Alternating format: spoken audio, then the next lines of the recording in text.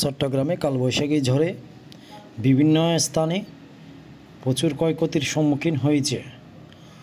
চট্টগ্রাম ফটিকছড়ি হাটাজারিতে নতুন রাস্তার মাথা এলাকায় গাছের চাপা পড়ে বেশ কয়েকটি গাড়ি বিভিন্ন ক্ষয়ক্ষতি হয় এবং বিভিন্ন এলাকার মধ্যে ঘরবাড়ি বিধ্বস্ত হয়। টিনের ছাল উড়ে নিয়ে যায় এবং রাস্তাঘাটে বিভিন্ন গাছ পড়ে থাকতে দেখা যায়। চট্টগ্রামের বিভিন্ন এলাকায় বিভিন্ন ক্ষয়ক্ষতির সম্মুখীন হয়েছে।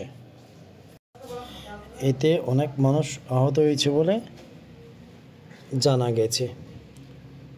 এটি প্রাইভেট কার খুব খারাপ অবস্থার মধ্যে বিভিন্ন ক্ষয়ক্ষতির সম্মুখীন হয়।